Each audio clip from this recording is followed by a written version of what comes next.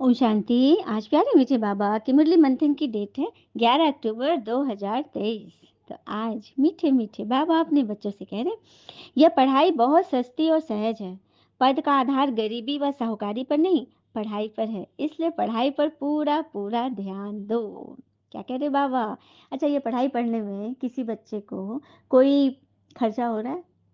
ये मुरली मंथन जा रही है आपके पास, आपको कोई खर्चा हो रहा है सुनने में? हम्म और ये आपके कान पवित्र हो रहे हैं। तो कितनी सस्ती और सहज और इजी वे में मिल गया ना। ये कोई गरीब भी पढ़ रहा है, साहूकार भी। यहाँ पे पद का कोई आधार नहीं है, सब पढ़ लेते हैं। आज तो सबके पास, सब्जी वाले के पास भी देखिए मोबाइल है ना। इसलिए और इतना सस्ता भी हो गया है हमारा सिम वगैरह, सब कुछ सस्ता है। मतलब कि बहाने नहीं चलेंगे कि हम नहीं सुन पाए, मेरा नेट बंद है ना। सब लोग पढ़ सकते हैं जिसमें चाह होगी ना। राह कहते हैं ना, where there is a will there is a way. चाह होगी तो राह अपने आप निकलता है। इसलिए पढ़ाई पर पूरा पूरा ध्यान दो। और एक पढ़ाई भले लौकिक अलौकिक पढ़ाई से ऊपर है, आत्माओं की दुआ और बड़े बुजुर्ग की दुआ बहुत काम करती। कल अपने स्कूल की बात बता रही हूँ। मेरे स्कूल में एक ब्राह्मण सर हैं, काफ़ी नामचीन हैं और इतने पवित्र हैं, बड़े हैं। उनकी बात हम लोग सभी सुनते हैं, यहाँ तक कि हेड सर भी उनका सुनते हैं। वो बहुत ही लायक है। तो उन्होंने एक बहुत बड़ी बात बोली कि हम देवता को, भगवान को पूजा करते हैं, चढ़ावा चढ़ाते हैं, तो कभी कभी थोड़ा मतलब कि देर सवेर होता है इसमें। लेकिन बुजुर्गों की दुआ जो मिलती है, जो आत्मा की रुआ की जो दुआ होती है, वो तुरंत लगता है। इसीलिए सावधान, है ना। बिल्कुल, बहुत ध्यान देना है इस पर। प्रश्न हाँ, चलिए एक कथा भी सुन लेते हैं इसी पर। अम, पुत्र की उम्र थी 35-50। ठीक है, एक बेटे की उम्र थी 35-50। पिता पुत्र को व्यापार में स्वतंत्रता नहीं देता था, तिजोरी की चाबी भी नहीं देता था। पुत्र के मन में यह बात खटकती रहती थी। वह सोचता था, यदि मेरा पिता 15-20 वर्ष और रहेगा, मुझे स्वतंत्र व्यापार करने का अवसर, तब तक तो मैं भी बूढ़ा हो जाऊंगा। तो मन में चिढ़ थी, कुढ़न थी। एक दिन वो फूट पड़ी। पिता पुत्र में काफी बकझक हुई। संपत्ति का बंटवारा हो गया। पिता अलग रहने लगा, पुत्र अपने बहू के साथ अलग रहने लगा। पिता अकेले थे। उनकी पत्नी का देहांत हो चुका था। किसी दूसरे को सेवा के लिए नहीं रखा था, क्योंकि उसके स्वभाव में किसी के प्रति विश्वास नहीं था। देखिए, यहाँ पे पिता की भी गलती है। यहाँ तक कि पुत्र के प्रति भी नहीं था विश्वास। नहीं था तभी तो वो नहीं देता था ना। देखिए, यहाँ पे बुजुर्गों के लिए भी सीख है कि वो अपने बच्चों पे पूरा पूरा भरोसा करे। अगर आपकी परवरिश पर कोई खोट होगा तभी कुछ है। गलती आपकी है। आपने उसको सही ढंग से अगर पाल लिया है तो वो जिम्मेवार है, उस पर जिम्मेवारी सौंपे। हाँ, नहीं तो क्या करता था, अपने हाथ से रूखा सूखा भोजन बनाकर खाता था। कभी चना चबेना, कभी भूखे सो गया। जब यह बात उसकी पुत्रवधू को मालूम पड़ी कि पिताजी का स्वास्थ्य गिर गया है, तबीयत ठीक नहीं है, तो उसे बहुत दुख हुआ, आत्मग्लानि भी हुई। उसे बाल्यकाल से ही धर्म का संस्कार था। बड़े बुजुर्ग का आदर भाव करना उसकी सेवा में था।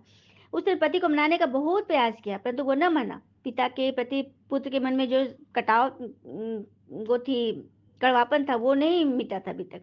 अब बहू ने विचार अपने मन में दृढ़ किया कि जब पति दुकान चले जाएंगे, तब वो ससुर के घर जाती थी और वहां भोजन बनाकर पिता को खिलाती और सायंकाल के लिए पराठे बना के रख देती। कुछ दिनों तो ऐसे ही चलता रहा। जब पति को बात मालूम पड़ा, उसने रोका, ऐसा क्यों करती हो, बीमार पड़ जाओगी, आखिर शरीर ही तो, यहाँ भी करो वहां भी करो, कितना परिश्रम करना पड़ेगा। बहू बोली, मेरे ईश्वर के समान आदरणीय ससुर जी भूखे रहे, तकलीफ पाए, हम लोग आराम से खाए, ये तो मुझसे नहीं होगा। मेरा धर्म है बड़ों की सेवा करना। इसके बिना चले, भले चाहे बड़े कैसा भी करे, और वो कुछ भी कर रहे हैं तो मेरा बोया हुआ बीज ही लौटा रहे हैं, उनका कोई दोष नहीं है, कोई दोष नहीं है। मुझे इसके बाद संतोष नहीं है, बड़ी ग्लानि होती है। मैं उन्हें बिना खिलाए नहीं खा सकती। भोजन के समय उनकी याद आने पर मुझे आंसू आते हैं कि मैं यहाँ पे 56 भोग खा रही हूँ और पता नहीं बड़े बुजुर्ग किस तरह से रह रहे हैं। उन्होंने मुझे पाल पोस कर बड़ा किया है। सॉरी, तुम्हें, बेटे के माँ बाप है ना, कितने आदरणीय हैं। तो तब तुम मुझे पति के रूप में मिले हो, जब उन्होंने तुम्हें बड़ा किया है। तुम्हारे मन में कृतज्ञता का भाव आ गया है, लेकिन मेरे मन में, मतलब तुम कृतज्ञ हो गए, लेकिन मैं कृतज्ञता से भरी हूँ। हाँ, मैं उनके प्रति आभार हूँ, रख रही हूँ। पत्नी के सद्भाव से पति की निष्ठुरता पर विजय हो गया। उसने जाकर पिता के चरण छुए, क्षमा मांगी, घर ले आए। पति पत्नी दोनों पिता की सेवा करने लगे। पिता ने व्यापार का सारा भाग पुत्र को सौंप दिया। पिता को भी मिला ना, एक अनुभव मिला कि नहीं, वो गलत था। देखिए, जहां पे जो गलत है उस समय वहां पर पीछे हट जाए और स्वीकार कर ले, और अपने पुत्र के कार्य में हस्तक्षेप नहीं करते थे। तो परिवार के किसी भी व्यक्ति में यदि सच्चा सद्भाव हो, तो वह सबके मन को जोड़ सकता है। कोई एक व्यक्ति भी यदि चलिए, 2 साइकिल के 2 पहिए होते हैं, एक पहिया खूब फूला हुआ और एक एकदम पिचका हुआ, तो गाड़ी नहीं चलेगी। दोनों पहिए बराबर हों, हुँ? और चलिए बराबर भी नहीं, लेकिन कोई एक भी अगर उसके पास हवा भरने की मशीन हो ना, तो दूसरे को भी हवा भर के वो ठीक करके चला लेगा, ठीक है? तो इस तरह से कोई एक भी समझदार हो गया, तो पूरे परिवार को वो जोड़ के रख सकता है। तो आज से हमें अपनी समझदारी दिखानी है कि किस तरह से हम अपने बड़ों का तो आदर आदर पाएँ ही, छोटों का भी आशीर्वाद लें। सबके साथ हमें अच्छा करना है, ठीक है? प्रश्न, ज्ञानी तो आत्मा का पहला लक्षण कौन-सा है? उत्तर, वह सभी के साथ अति मीठा व्यवहार करेंगे। किसी से दोस्ती, किसी से दुश्मनी रखना ये ज्ञानी आत्मा के लक्षण नहीं है। ज्ञानी आत्मा के लिए सब एक समान है, सबसे अच्छा व्यवहार करेंगे। अब बाबा की श्रीमत है, बच्चे अति मीठा बनो, प्रैक्टिस करो, मैं आत्मा हूँ, इस शरीर को चला रही हूँ, मुझे घर जाना, मैं तो आत्मा हूँ, देह होंगी, मैं फलाना हूँ, मैं वो फलाना है, तभी तो फंसते हैं। आत्मा हूँ तो सब एक जैसा है, एक समान है, एक पिता के बच्चे हैं। गीत है, तू प्यार का सागर है, तेरी एक बूंद के प्यासे हम, तू प्यार का सागर है। ओम शांति। बच्चों ने किसकी महिमा सुनी? निराकार बेहद के पिता की। वह ज्ञान का सागर ऊंचते ऊंच है, उनको ही ऊंचते ऊंच बाबा कहा जाता है। परम शिक्षा अर्थात ज्ञान का सागर भी कहा जाता है। अभी तुम बच्चे समझते हो, यह महिमा तो हमारे पिता की है, जिस द्वारा हम बच्चों को भी कि भी वही अवस्था होनी है। सुना, बाबा प्यार का सागर है, तो हम बच्चों की अवस्था क्या होनी है? मास्टर प्रेम सागर। वो बड़े से बड़े बाबा है, कोई साधु सन्यासी तो नहीं है ना? हाँ, साधु सन्यासी नहीं है, इसीलिए वो निराकार है, उन्हें याद करो। लेकिन घड़ी घड़ी बच्चे भूल जाते हैं। हाँ, वह तो ऊंचे ते ऊंचो अति मीठा हमारा बाबा है, जिसको सभी आधा कल्प याद करते। लक्ष्मी नारायण को इतना याद नहीं करते, लेकिन किसको याद करते हैं? शिव को। हम्म, देखो भगवान कह के याद करते हैं ना, तो भगवान वही है ना। सबके मुख से क्या निकलता है? कोई विपत्ति आती है, कुछ भी होता है, लक्ष्मी नारायण गणेश हनुमान सभी हैं, लेकिन मुख से क्या निकलेगा? हे भगवान, हे ऊपर वाला, या अल्लाह, यही तो निकलता है, ओ खुदा। हाँ, तो वो किसकी महिमा है? यही तो समझना है कि वो ही निराकार साक्षात शिव है, जो आ गए हैं, आए हुए 87 वर्ष हो गए हैं, और आपको आज मिला मंथन सुनने के लिए। ये उन्हीं का ज्ञान है, ये उन्हीं की ज्ञान मुरली है। जो मधुबन में जो अव्यक्त वाणी आप लोग सुनते हैं ना संडे का, भगवान आके साकार तन के द्वारा अपनी मुरली सुनाते हैं, ज्ञान की मुरली है। देखो श्री कृष्ण की मुरली बजती थी, गोप गोपिका कैसे एकदम एकदम खुशी से झूमते थे, नाचते थे। हाँ, तो ये वही है ज्ञान मुरली, वो तो काठ की मुरली थी, ये है ज्ञान की मुरली। जैसे आत्मा नाचती है, जैसे बीन में सांप नाचता है ना, उसी तरह से यह ज्ञान मुरली बजती तो आत्मा नाचती है, झूमती है, मन झूम उठता है। क्योंकि देखिए नृत्य कब होता है, गीत संगीत मनुष्य कब गाता है? जब अंदर से एकदम फ्री है, अंदर से एकदम खुश है, चारों तरफ से संतुष्ट है, तभी तो वो झूमता है, नाचता है ना। तो आत्मा नाचती है। तो हे भगवान कहते आए, लेकिन उसको जाने नहीं, तो भगवान आकर अपना परिचय खुद से दे रहे हैं। तो लेना है ना सबको, या तो ये तो मुफ्त में पढ़ाई, कोई फीस है? किसी को फीस लग रही है क्या? नहीं ना। अब भगवान को कहते गरीब निवाज, क्योंकि गरीबों की सुनता है, गरीबों की सुनता है। तो हम सभी उन उन आत्माओं की जरूर मदद करें जो कि गरीब है। वो गीत था ना, गरीबों की सुनो वो तुम्हारी सुनेगा, क्योंकि भगवान गरीब के मन में बसते हैं। और गरीब 4 तरह के पता ही है, मन से गरीब, तन से गरीब, धन से गरीब और जन से गरीब। अब हम सब देख ले हम कौन से कैटेगरी के गरीब हैं, जिसकी भगवान सुन रहे हैं, है ना। अच्छी बात है, भगवान को साहूकार नहीं चाहिए, क्योंकि वो तो अपने ही स्वर्ग में बैठा हुआ है। ना उसको भगवान के लिए समय देगा, ना वो ज्ञान सुनेगा, कुछ भी नहीं करेगा, क्योंकि वो तो मस्त है, सब कुछ मिला हुआ है, वो क्यों भटकेगा, है ना। लेकिन हम बच्चे बाबा को पहचान लिए, क्योंकि साधारण सीधे बच्चे हैं ना। हम्म? और भगवान से मिल जाओगे तो आपका धन भी, आप अमीर भी बन जाओगे। ऐसा नहीं कि आप सब एकदम गरीब है, वैसी बात नहीं है। गरीब निवाज को पाना है ना, तो मन से गरीब बन जाओ, किसी की बात को मत पकड़ो, सब कुछ भगवान को सौंप दो, ये है गरीबपना। तन मन धन संबंध संपर्क बाल बच्चे परिवार जितना भी कुछ है ना, वो भगवान के नाम कर दो, ये है गरीब होना। तो ऐसा गरीब सबको बनना है ना। हम्म? तो ऐसा बनेंगे ना, तो भगवान हमको 21 जन्मों के लिए एकदम हीरे मोती के महल में भेज देंगे। सुदामा में से, सुदामा ने क्या किया था? अपनी गरीबी, चावल मुट्ठी, सब कुछ दे दिया था ना श्री कृष्ण को। तो उसी तरह से हमें सब कुछ अपना भगवान को दे देना है। तो अच्छाई भी देनी है, तो बुराई भी देनी है, व्यर्थ भी देना है। कहानी थी ना एक माता का, उसको पता था कि शिव को सब कुछ अर्पण करना, तो वो फूल पत्ती तो चढ़ाती थी, भोग चढ़ाती थी, तो घर से झाड़ू कट्टा लगाती थी ना, वो भी चढ़ा देती थी शिवलिंग पर। तो भगवान को ये बहुत प्रिय है, सच्चा बच्चा है। वो बोलते हैं सब कहा मैंने एक प्रवचन में सुना कि भगवान को सब कुछ अर्पण करना चाहिए। तो मेरे पास जो है, मेरे घर से जो निकला मैंने चढ़ा दिया और ईश्वर बम बम बम बम बोले, खुश हो गए एकदम। तो वही तो करना, ये झाड़ू कट्टा अर्थात मेरे अंदर की करकट, मेरे अंदर की कलुषता, मेरे अंदर का कड़वापन, मेरे मेरे अंदर का अतीत का वो जो जमा करके अंदर बैठा हुआ है, काई जमा हुआ है, वो सब भगवान को सौंप दे। चलिए सभी सौंपते रहिए बाबा को, ठीक है। इस पढ़ाई में कोई खर्चा नहीं है, गरीब गरीब ही इंश्योर करते हैं, गरीब ही सारा अपना सब कुछ दे देंगे बाबा को दान का, अमीर तो नहीं देगा। वो तो अपनी तिजोरी में डबल डबल डबल ताला लगा के रखेगा, है ना कि चोर न ले जाए। लेकिन पता है लास्ट समय क्या होगा, किसकी दबी रहेगी धूल में, किसकी राजा खाए, किसी का टैक्स लगे, कोई भूकंप आए, सफल उसी का होगा जो ईश्वर अर्थ लगाए। तो तन मन धन संबंध संपर्क जो भी है भगवान के पास फिक्स डिपॉजिट कर दे, है ना। तो ये है, ये कहानी है। और बाबा है इंश्योरेंस मैग्नेट। बाबा क्या है, आज हम लाइफ इंश्योरेंस करते हैं तो कितना मिलता है, लेकिन ईश्वर के पास इंश्योर करेंगे तो जन्म जन्म का मिलेगा। मैं कहती हूँ 21 जन्म नहीं, पूरे 84 जन्म के लिए बाबा इंश्योर कर देते हैं। अभी भी लास्ट 84वां जन्म है, तो क्या किसी को दाल रोटी की फिक्र है, नहीं है ना। तो 84 जन्म बाबा हमें भरपूर करते हैं। फिर बाबा कहते हैं तुम कितनी गुप्त सेना हो, शिव शक्तियां हो, मैं तो निराकार, लेकिन मेरी शक्तियां के रूप में तुम आत्माएं हो। सभी को बनना है ना बाबा की शिव शक्ति। आत्मा को समझ है कि मेरे में ज्ञान शंख ध्वनि करने की अच्छी ताकत है। ज्ञान शंख ध्वनि मतलब ज्ञान सुनाना है सबको, किसी आत्मा को सच्चा ज्ञान सुना देना, यही तो है ज्ञान शंख नाद। आत्मा को भगवान से मिला देना। बाबा कहते हैं ज्ञान की शंख ध्वनि करने वाले मुझे अति अति अति प्रिय है। तो बनना है ना प्रिय सबको, कुछ न कुछ बात सबको बताते रहनी है ना।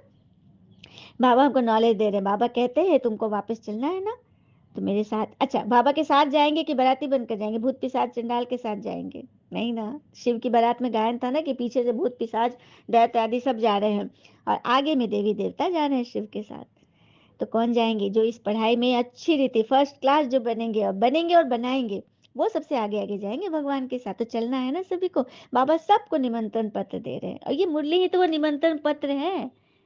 जिसको मिल गया, जिसको ये मिला, यही वो निमंत्रण पत्र भगवान के साथ जाने का। अच्छा, मीठे बच्चों प्रति भगवान की नमस्ते, हम बच्चों की भी प्यारे बाबा को नमस्ते। धारणा के लिए मुख्य सार, पहली पॉइंट, ज्ञान का सिमरन कर त्रिकालदर्शी बनना और बनाना है। अंधों की लाठी बन उन्हें अज्ञान नींद से सुजाग करना है। ज्ञान का सिमरन कर त्रिकालदर्शी बनना और बनाना है। अंधों की लाठी बन उन्हें अज्ञान नींद से जगाना है ना सभी को, क्योंकि पता ही नहीं भगवान आ गए। कुंभकर्ण की नींद में सभी सोए पड़े हैं रावण के राज्य में। दूसरी पॉइंट, 21 जन्मों के लिए अपना सब कुछ इंश्योर करना है, साथ साथ ज्ञान की संग ध्वनि सेवा जरूर करनी है, सभी आत्माओं की सेवा करनी है, भगवान का पता बताना है, मन की सुख शांति का राज बताना है ना। वरदान, अपनी जिम्मेवारियों के सब बोझ बाबा को दे, सदा निश्चिंत रहने वाले सफलता संपन्न सेवाधारी बनते हैं। अपनी जिम्मेवारियों के सब बोझ भगवान को सौंप दे। अभी अभी क्या बात हुआ था, सारे कुछ बाबा को सौंप दे, सब कुछ उसका है।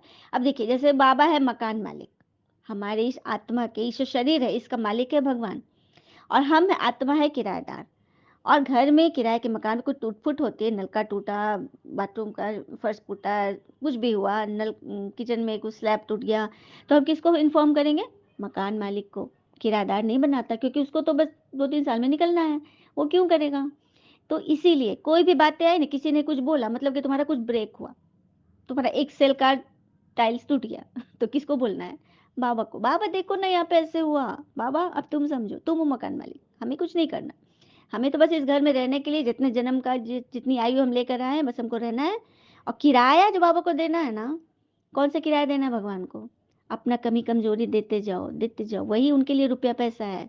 अब कोई खरी खरी नोट देंगे या रेजगारी 10-20 आने पैसे देंगे, क्या देना है, जितना कम दोगे उतना ज्यादा दिन झेलना पड़ेगा। जल्दी जल्दी दान करो, जल्दी जल्दी तुम्हें कर्जा चुक गया, किराया चुका लिया तुमने।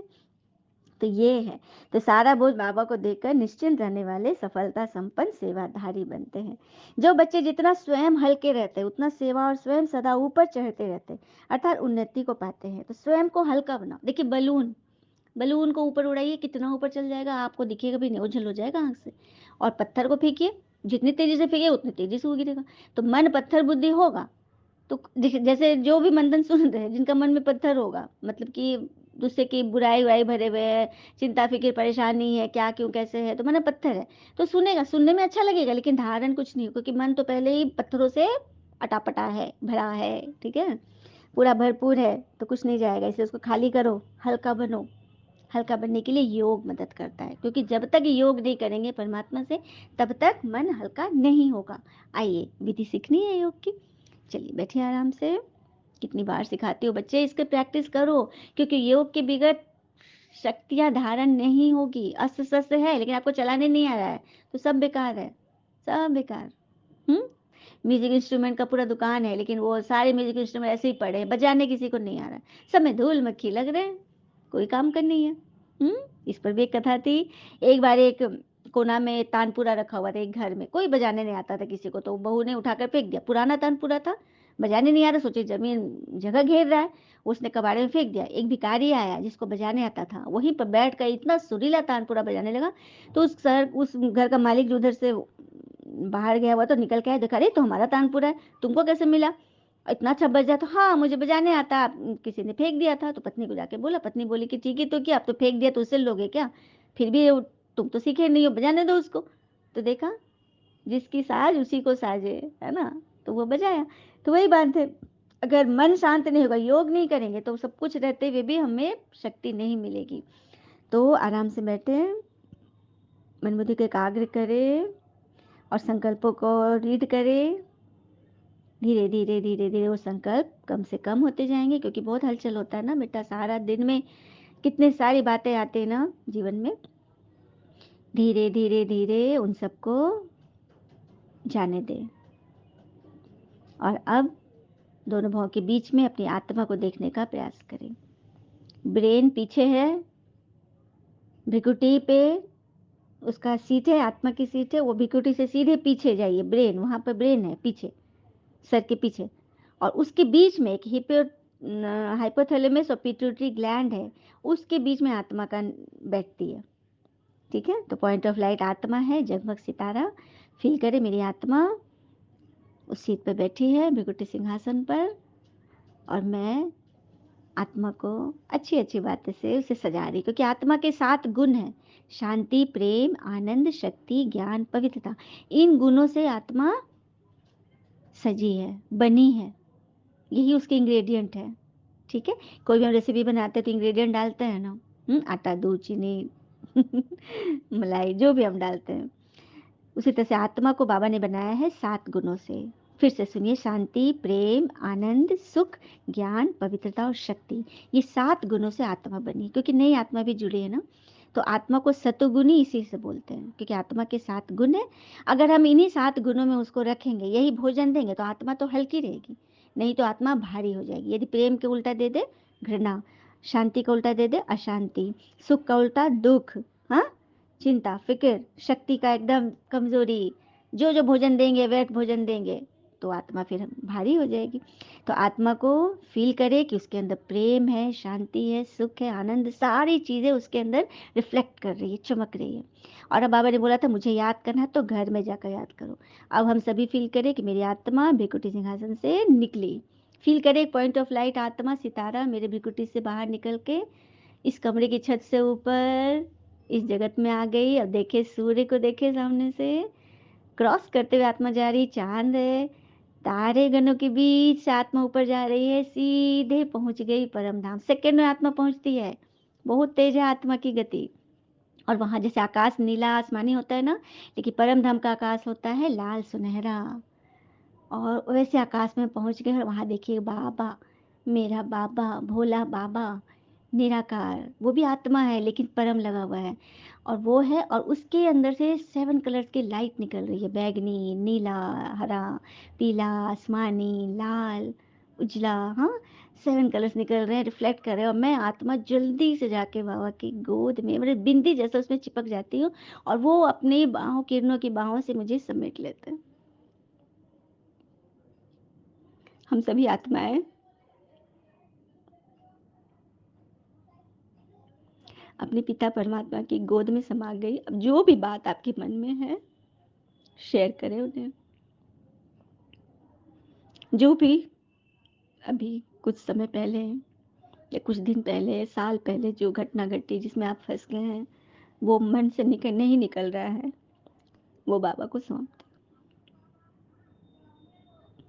जैसे कोई कीचड़ लगा हुआ मन होता है बच्चा, तो मम्मी उसको नहाते हैं ना शावर से रगड़-रगड़ के, उसी तरह से बाबा अपनी किरणों की, शक्तियों की, जैसे आत्मा 7 गुण है ना प्रेम, सुख, शांति, तो वो बूँद है और परमात्मा उसके सागर है। सागर से जब पता नहीं क्यों जब भी मैं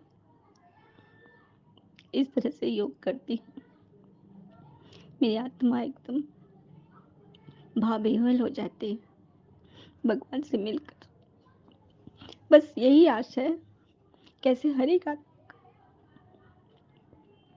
हर दुःख, तनाव, चिंता, परेशानी दूर हो जाए और सभी भगवान से मिले, सभी ज्ञान की शंख ध्वनि करे, सबको